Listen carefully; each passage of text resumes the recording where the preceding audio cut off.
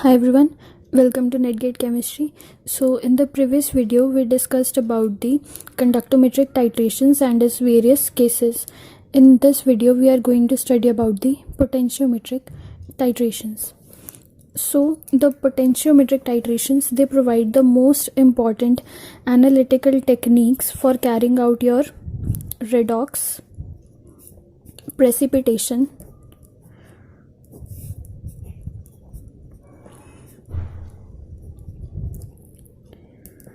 and your acid base titrations without using any visual indicator. So suppose we have to do any sort of precipitation or acid base or redox titration and we are unable to find any kind of a visual indicator which will indicate the end point of the given titration, so we can perform the potentiometric titration for that. So this is a major aspect of your potentiometric titrations. So what happens, suppose we have an electrode, in an electrochemical cell. Potential of that electrode, that depends on the activity of your reduced and oxidized form in that redox couple. So what we do is we make a graph between your potential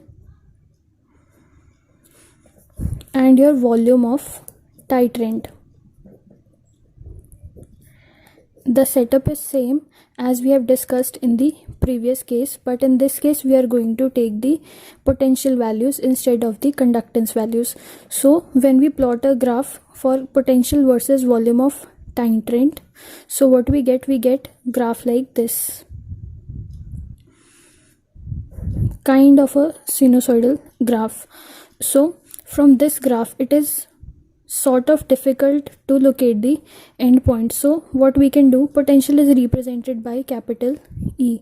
So what we can do now, we can differentiate this potential, that is del E by del T.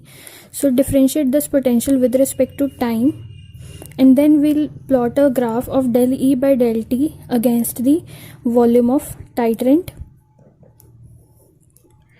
So this graph will be like this,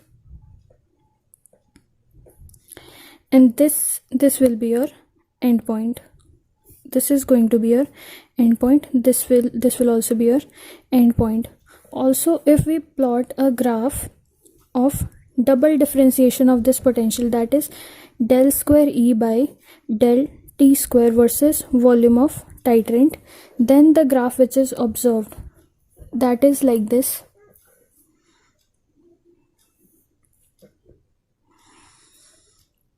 Suppose we have a graph like this, del square E by del T square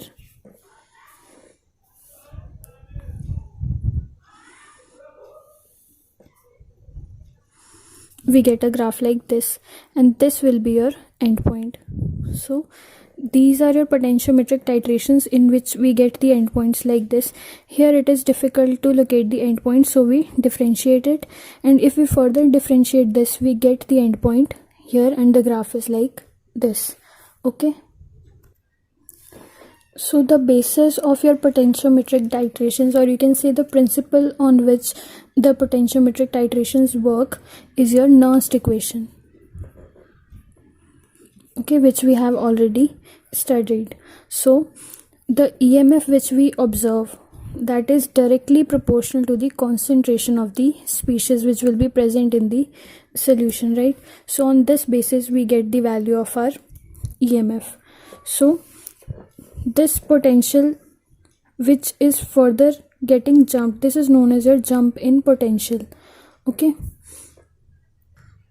So what we have seen in these graphs is that first, if we plot potential versus volume of titrant, we get a value of endpoint somewhat here. If we are not able to calculate accurately the volume of titrant, if we are not able to locate that volume of titrant, we can go ahead and we can differentiate the value of potential with respect to time, and we'll get a graph like this. Here from this point, this is known as your jump in potential, after which this value of potential, after which we see a sudden drop in the value of potential, this is known as your jump in potential. Okay, so if in this case also we are not able to find out the volume of titrant accurately, then we can go ahead and double differentiate the value, and then we can get the endpoint here. Okay, so this is all about your potentiometric titrations. Next we are going to discuss about the spectrophotometric titrations.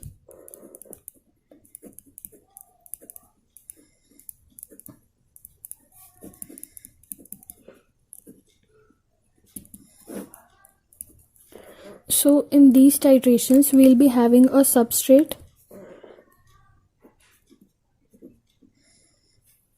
and we'll add titrant to it, and then we'll get the product.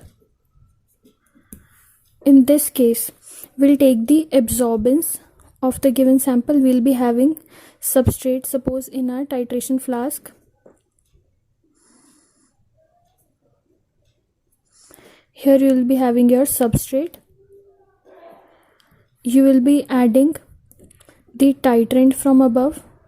Okay, and then after, what you will do, you will add certain amount of titrant to the substrate, and then you will take the absorbance of this solution. Okay, absorbance of this solution will be taken, and we'll plot a graph of absorbance versus volume of titrant. So here also we'll be having 4 cases. So what we are doing, we have a substrate, we are adding titrant to it, and product is formed. So there can be cases in which either only your reactant or substrate is getting absorbed. There will be cases in which only titrant will be absorbed, and maybe there will be the cases when only product will be absorbed. So different cases can be there. There can be 4 cases. So the first case can be when only reactant is getting absorbed.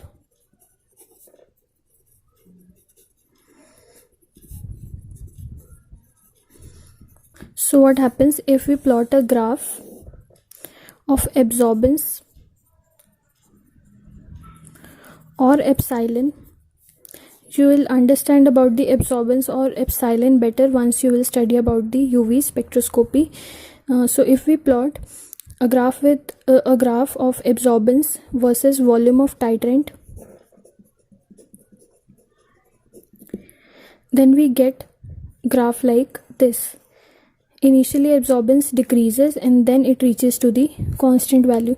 Naturally, if your only reactant or your substrate is getting absorbed, initially substrate will be present at its highest amount, so we'll get maximum value of absorbance. As we go on pouring the titrant into it, what happens, the amount of substrate is decreasing.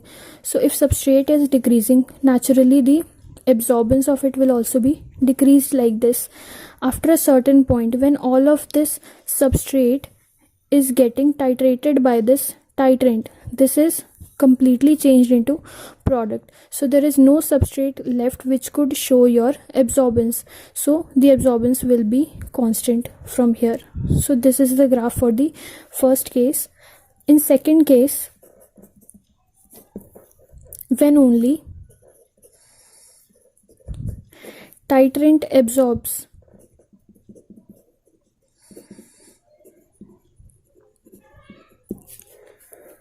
so if we plot a graph of absorbance versus volume of titrant, so the graph will be like this, constant and then increases.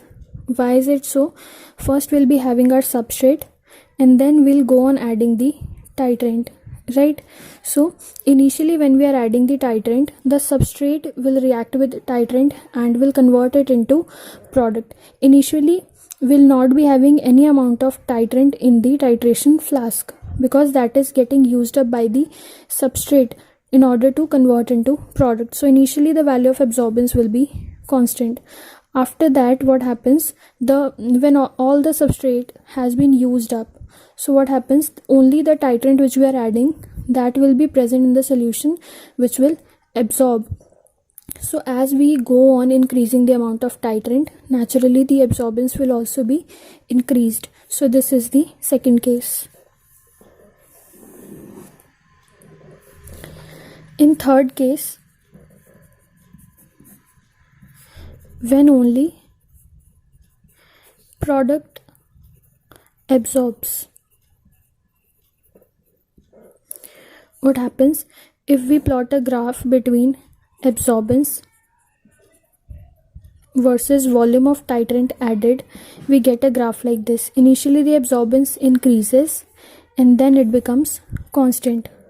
See, in this case what happens, if only the product is absorbing, initially we have a substrate and we are adding titrant to it, so the substrate will react with the titrant and product will be formed. As we go on increasing the amount of titrant, substrate will use it up and change it into product, so the product will be increased. As the amount of product increases, the absorbance will also increase.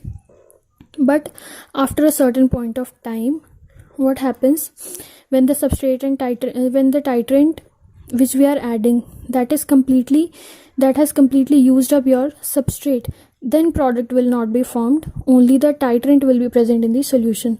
So what happens, then your absorbance becomes constant. So this is your case 3.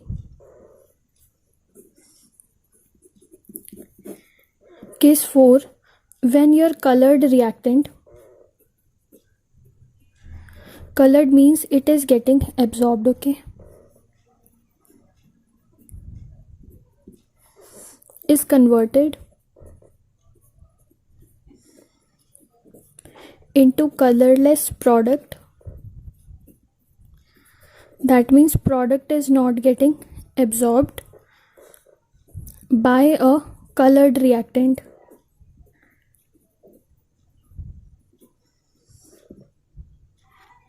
Colored titrant. That means titrant is also absorbed. So your reactant and your titrant, that is your substrate and titrant, will be absorbed, and your product which is formed, that will not be absorbed. So epsilon versus volume, will get a graph like this, okay. Initially the value of absorbance will decrease and then it will increase. Initially colored substrate will be present in the solution. So what happens, substrate will get decrease when we add titrant to it.